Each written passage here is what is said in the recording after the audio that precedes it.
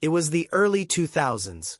The red carpets were glittering, tabloids were buzzing, and Brad Pitt had just said, "I do," to Jennifer Aniston in what many thought was the Hollywood fairy tale wedding of the decade. But off camera, far from the applause and flashbulbs, Gwyneth Paltrow was reportedly still nursing a heart that had never quite healed. Yes, Gwyneth and Brad had already parted ways.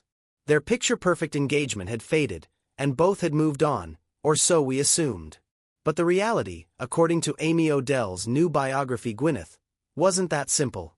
Just 1 month after Pitt married Aniston, Paltrow was asked about their union at the Toronto premiere of her film Duets. Her response? Tense. "Are you really asking me this question?" she snapped, clearly caught off guard. "I can't comment on this kind of thing." That public poise? It masked a private sadness. Behind closed doors, Gwyneth had reportedly confided in friends that Brad's engagement left her shaken. And then came a comment that still raises eyebrows to this day. She told friends Brad has terrible taste in women. Now, was that shade thrown at Aniston? Or a tongue-in-cheek jab at herself? That's where the lines blur, and the intrigue deepens. Let's not forget, this wasn't just another breakup. Gwyneth told Vanity Fair in 2000 that her split from Pitt left a scar. "Something changed, permanently, in me," she admitted.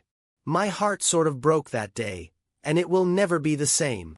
You can almost hear the ache in those words. And in her refreshingly raw way, she didn't shy away from taking the blame. "I was 22 when we met," she reflected years later on The Howard Stern Show. "You can't make that decision when you're 22. I wasn't ready, and he was too good for me." Imagine being engaged to Brad Pitt and thinking you're the problem. That kind of self-awareness cuts deep.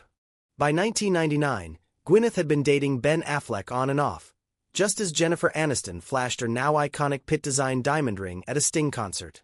The message: Pitt had moved on. But had Gwyneth? Eventually, she did.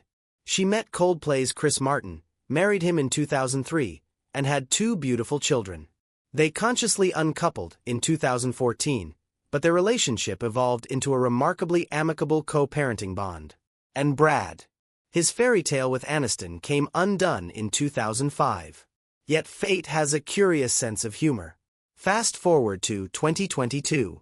Gwyneth and Brad, former lovers, both remarried, both wiser, reunited. Not for romance, but for business. The exes teamed up to sell luxurious $2,000 cashmere shirts. And in a Goop.com interview, Gwyneth dropped a line that left fans stunned. "I finally found the Brad I was supposed to marry. It just took me 20 years. Brad didn't miss a beat. It's lovely to have you as a friend now." She agreed, and then, almost too perfectly, the moment landed. "I love you," he said. "I love you so much," she replied. It was closure. It was history. And it was a reminder that not every love story ends the way we expect, but sometimes it finds a softer, more enduring form. So, was it heartbreak, regret, or just a long detour toward a deeper friendship? Whatever it was, one thing's clear: Gwyneth never really let go of Brad Pitt. And maybe, neither did he.